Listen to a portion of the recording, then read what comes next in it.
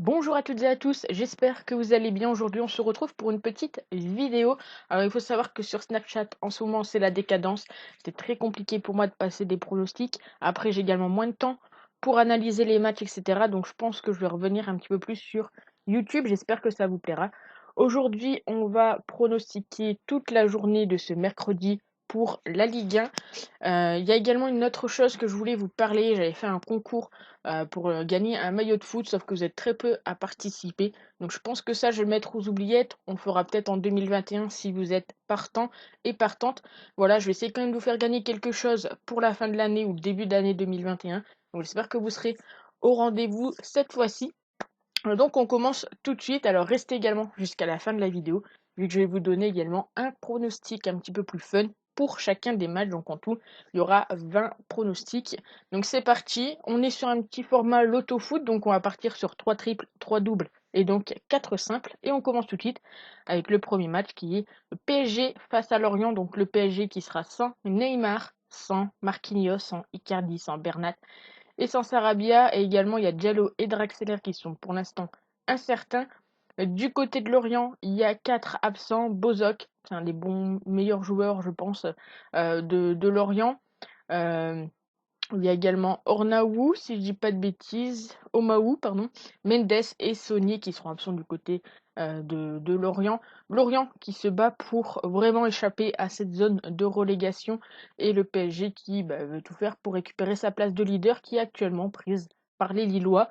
Honnêtement, même si on a un PSG affaibli et que voilà, le PSG vont quand même taper également le Barça en Ligue des Champions, je pense que le PSG a moyen d'aller chercher les 3 points face à Lorient.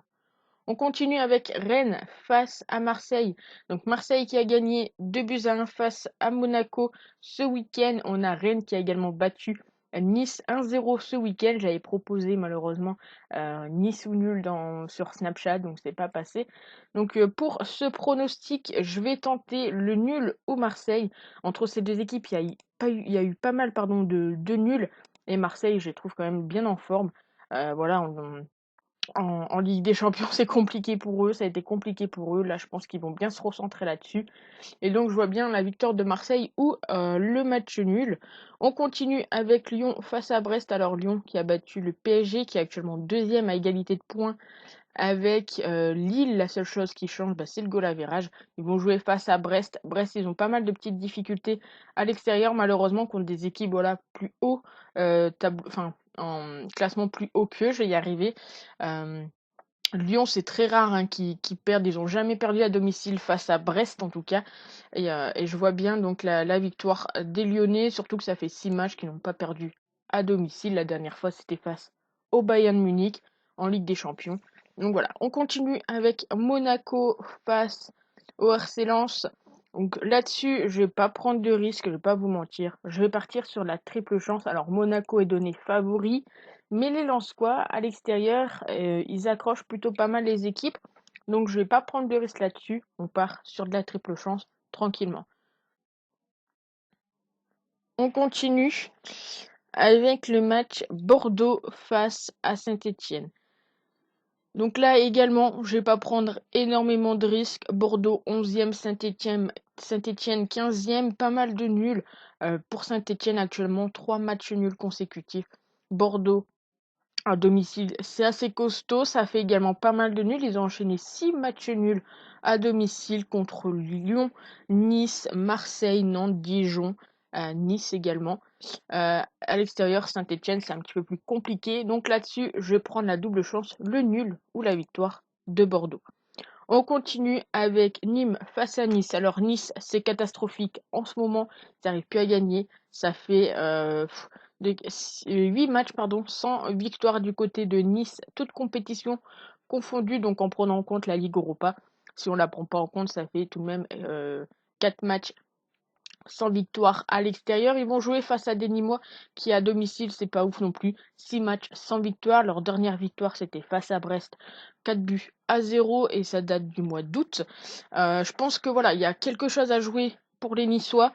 Donc je vais partir sur la victoire de Nice, sachant qu'il y a pas mal d'absents du côté nîmois.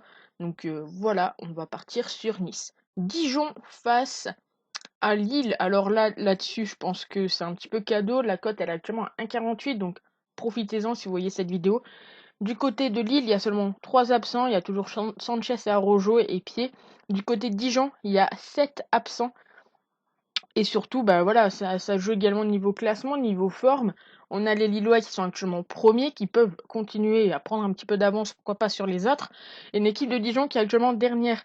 Donc même si Dijon, voilà, ils arrivent à arracher les nuls à domicile, ça va être compliqué, je pense, face à une équipe de Lille. Alors, Dijon, ça fait à peu près 10 matchs qu'ils n'ont pas gagné à domicile.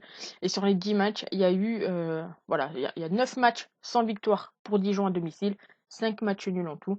Du côté de Lille, bon, même si on prend en compte que voilà, il y a les ligues Europa, etc., c'est un petit peu plus compliqué sur les 3 derniers matchs, parce que j'ai vu qu'ils ont enchaîné les matchs et après leur victoire face à l'AC Milan, ils n'ont pas réussi à gagner à l'extérieur, mais là, je pense que face à Dijon, les Lillois peuvent plutôt bien s'en sortir. On continue avec Montpellier face à Metz et là-dessus, je vais pas prendre de risque. De base, vous savez que j'aime bien jouer Montpellier gagnant à domicile, sauf que bon voilà, ça fait ces derniers temps c'est un petit peu plus compliqué et l'équipe de Metz fait pas mal de nuls à l'extérieur, donc je vais pas prendre de risque. On part sur notre deuxième triple chance. Donc pour l'instant, 2 doubles chances, 3 triples chances. On continue avec Angers face à Strasbourg. Donc Strasbourg qui est 16e, voilà, ils arrivent également à s'en sortir un petit peu, mais il faut encore qu'ils engendrent des points. Angers qui est actuellement 7e, bonne performance d'Angers. Ils perdent très rarement face à Strasbourg, ils n'ont perdu qu'une seule fois à domicile face à Strasbourg, et c'était en 93. Strasbourg à l'extérieur, ils sont pas dégueux non plus. Enfin, pas mal de petites défaites qui se sont enchaînées, ils ont réussi à reprendre le dessus, donc ça fait un petit peu plaisir pour cette équipe de Strasbourg, mais je vais quand même partir sur Angers ou le match nul. Et on continue avec le dernier match qui est le match de Reims face à Nantes, je vais y arriver. Donc Nantes qui est actuellement 14e et Reims 19e. Là-dessus, je vais également pas prendre de risque. Vous voyez, il reste mon dernier triple chance. Je vais le prendre tout simplement parce que c'est ces deux équipes qui ont des grandes difficultés en ce moment. 5 matchs, aucune victoire, très peu de buts marqués, très peu de buts encaissés pour certaines équipes, pour une des deux équipes. Donc voilà, entre ces deux équipes, sur les 5 dernières confrontations, il n'y a pas eu de victoire également. Donc je vais pas prendre de risques. Entre ces deux équipes, voilà, il y a de tout. Il y a du victoire de Reims, victoire de Nantes, du match nul. Donc pas prendre de risques et je pars sur la triple chance. Je vais maintenant vous montrer bien tout simplement mes pronostics en plus pour ces matchs. Donc on se retrouve tout de suite. Donc voilà les 10 pronostics un petit peu plus fun. Donc la cote la plus basse, ça doit être 1,54 et la plus haute, une cote à 2. Donc je vous montre ça tout de suite. Donc on commence avec Paris-Lorient avec tout simplement la deuxième mi-temps la plus prolifique, c'est coté à 1,77. Ensuite, je suis parti sur le but des deux équipes entre Rennes et Marseille, coté à 1,78. Le Lyon qui gagne par 2 buts ou plus, coté à 1,72. Le but des deux équipes entre Monaco et Lens, ça passe très souvent le but des deux équipes pour Lens en tout cas. La première mi-temps, match nul du côté de Bordeaux face à Saint-Étienne. Nîmes ou Nice, les deux équipes marquent.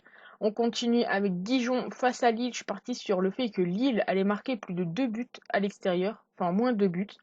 Montpellier-Metz, je suis parti sur des petits buteurs pour 2 matchs. Donc c'est Delors ou Laborde buteur, c'est coté à 1,65. Du côté d'Angers, je suis parti sur Baoken ou ailleurs buteur, c'est coté à 2, c'est la cote la plus haute. Ensuite, on a Reims face à Nantes, je suis parti sur le moins de 2,5 buts dans le match, c'est coté à 1,55. Donc voilà pour les pronostics, n'hésitez pas à me dire ce que vous en pensez, j'espère que cette vidéo vous aura plu et on se retrouve très vite pour une nouvelle vidéo. Ciao!